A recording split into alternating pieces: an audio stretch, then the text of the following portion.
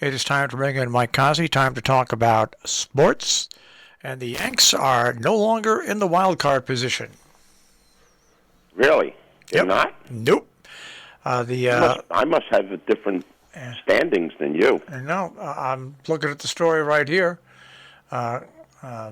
Looking at the story or the standings? I'm looking at the story. Streaking Jays it's dropped, fake news. sliding Yanks from. Relax. Pardon me. They're in the wild card, but they lost the top wild card position. They're There you go. They're still hanging in for another day or two. Maybe. Maybe a day, because they had a 9-game lead on Toronto. It's down to a game and a half. Yeah. They had a 9-game lead last week on Toronto. Yeah. It's down to a game and a half. Yep. And Seattle's right behind Toronto. That's what I was talking about yesterday. The Red Sox and the Yankees. You just can't flip the switch on and off, on and off, on and off. You just can't, especially this late in the season. So it'll be interesting to see if the Blue Jays and Milwaukee are the ones that replace the Yankees and the Red Sox. Well, the Yankees got, the Sanchino and the shortstop that can't field the ball, and then you got the midget playing center field, and then you got the steroid twins. And then you go out and get Rizzo and Gallo, who's the Italian connection, as they called them. Well, who are they going to get next? Superman and Aquaman. Yeah. The Yankees are terrible. They're absolutely terrible. They're a bunch of long swinging bats that can't make contact. And when pitchers can pitch a ball and put it in spots, the Yankees can't win. It's as simple as that. It's a very, very simple formula to beat the Yankees. Throw the ball where you want, and they can't hit it. And that's what's coming out. Yep. They got beat yesterday again. What was the score yesterday? 5-3? 5-3, yeah. They can't score. Yeah. The only team worse than the Yankees scoring runs is the Mets. Yep, it's absolutely amazing. The Mets yesterday, they lose 2-1, going 10 innings. The Mets are the only team in baseball that consistently plays extra innings and can't score the guy from second base in fake baseball land when they start extra innings with a man on second and no outs. The Mets consistently can't score that run. All right, I want to go on to the Hall of Fame ceremony where Derek Jeter was installed, Larry Walker, and Ted Simmons. Ted Simmons I gave just very underrated baseball player, very good baseball player. Yep, and gave a great speech, gave an absolute great speech. Well, it would be nice if they did these things when people were home that don't have jobs so they can see it. I know, you have to watch replays. A Wednesday. You put people in the Hall of Fame on a Wednesday? Okay. Give me a break. What the heck is wrong with baseball? And Derek Jeter got all the votes except for one, and that one sports writer probably feels like I do. Mariano Rivera is an absolutely right now special player, and because he got all the votes for the first time in history, doesn't mean that a likable guy like Derek Jeter is going to come up and get every single vote. I just think that Mariano right now deserves to stand alone with those with that. No doubt. Yeah. Like Leo DeRocha said, nice guys finish last. You don't get put in the Hall of Fame for being a nice guy. You get put in the Hall of Fame for what you do on the field as a player. He was a very, very good player. Is he the best player that ever played baseball? No. God, no. Not even close. And is Mariano Rivera the best? 100%, yes. Yeah, not even close. That's the difference. But, Yankee fans drink the Kool-Aid every day, and they don't know what they're talking about. But you got to look at it that way from an outside perspective. Is Derek Jeter the best baseball player to ever play between the lines? No, he's not. So he doesn't deserve 100% of the votes. Thank God that one guy voted for him not to get that vote, because then that's all you'd be hearing about. Because he's not. He's not. Does he have the most home runs in history? Does he have the most RBIs? Does he have the highest lifetime batting average? And if you ask the people that played against him, he was a very good fielder. He wasn't even the best fielding shortstop when he played.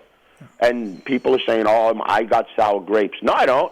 I love baseball, and I like the sanctity of baseball and what it's supposed to be.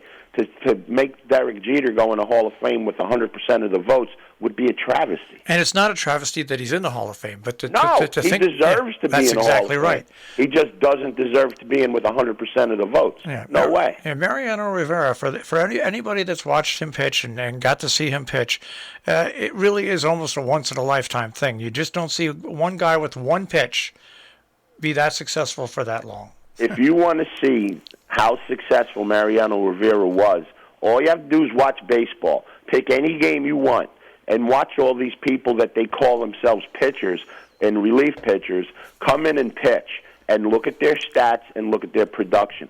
I would bet anything you want without looking at it, and I haven't looked at it, that the amount of innings Mariano Rivera pitched far exceeds the amount of hits and walks he gave up. Find somebody in Major League Baseball, anybody in Major League Baseball today that has that stat. And for the longevity that Rivera had and the dominance that he had to have those numbers, he was the best relief pitcher to ever play baseball. That's why he got 100% of the vote. Yep. There was a lot of real good ones. Sparky Lyle, Goose Gossage. There's a long list. Bruce Sutter, Lee Smith. There's a whole lot of guys that were real good relief pitchers. None of them were as dominant as Rivera. Period. End of story. Yeah. Look at all the games the Yankees are losing because of their bullpen. Would Mariano Rivera make a difference on the Yankees today? Only a fool would say no. The Yankees, if Mariano Rivera was their closer today, the Yankees would have a minimum of 10 more wins. No, definitely not. Don't think because so? They have to get to Rivera to the win. Even when Rivera pitched, it's different than it is now. Rivera wouldn't get there with the lead as often as he got before. He was a lockdown guy with the lead. The Yankees don't have the lead in the ninth inning a lot. So I disagree with that. Right, they'd have more wins, but they wouldn't have 10. No, you're right there. That's a good point. That's an absolutely perfect point. You're absolutely right. But does Jeter deserve the Hall of Fame? Yeah, 100%. But not at 100% of the vote. He was not the best, greatest baseball player of all time. Yankee fans may think so, and they're entitled to it. But the reality is he wasn't. And like I said, we'll get back to Ted Simmons. I'm just glad to see a player that had such an outstanding career, and not certainly the best career in Major League Baseball, but was there year after year after year after year. It was, and like I said, his speech was outstanding. So me and my friend, we were talking about this stuff over the weekend, and you would hear a lot more of Ted Simmons as a catcher and a hitter and everything else if it wasn't for one person, Johnny Bench. Yeah. Ted Simmons had the misfortune of coming up and playing baseball the same time as Johnny Bench, the greatest catcher in baseball history, bar none. Argue it all you want. I don't care. Johnny Bench is the best catcher ever. That's Ted Simmons' downfall. Ted Simmons was a switch-hitting catcher, and he had decent speed, and he was an outstanding defensive catcher. Ted Simmons belongs in the Hall of Fame. There's no doubt about it. Look up his numbers. And he was a switch-hitting catcher. Who else? Name one other switch-hitting catcher. Yogi Berra. Yeah, I was going to say that's it. That's it. I mean, come on. Ted Simmons. If it wasn't for Johnny Bench, Ted Simmons would be mentioned in conversations as the best catcher of all time. All right, so that's once again Major League Baseball. And tonight's the night. We have to start our picks. Oh, my God. NFL tonight. Dallas versus the Buccaneers. Tampa. Yeah, I'm going to take Tampa, too. You got to take Tampa. Let me get one of my old racing form papers here. That'll be enough to write this junk down on. So, game one, we're both taking Tampa. Yeah. Thank God baseball's on tonight. I don't have to watch the football game. It's on. That's it. Not my TV. My TV's allergic to that stuff. At least I got my phone back and my internet. Yeah. When did you get it back? I don't know. I tried. I was going to call up Verizon, and I did call them up, and they were like, "You have. Can we troubleshoot your thing?" I'm like, "Well, yeah, you could troubleshoot it. I'm not home, so I don't know." But so I just let it go at that. And in the afternoon, before I left school, I called the house, and the message machine picked up. So yeah, I still have a message machine, folks.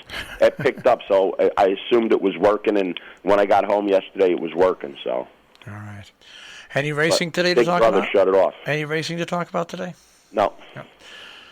No racing. New York shut down until next weekend. All right. And, Saratoga's over. There's no more pick of the day. People lost out. They didn't play. Right. Not my fault. That's it. All right, Mike, we'll check. We'll have the only game in town this weekend is Kentucky Downs, and outstanding numbers have been coming in over there. Big payouts. So hopefully we can catch one or two this weekend. But it's going to be a different kind of betting. I'm probably not going to give you a win bet, What I'm actually going to give you are a couple of superfecta boxes, because you could play a 10-cent superfecta box. It costs you $2.40 to box 4 horses.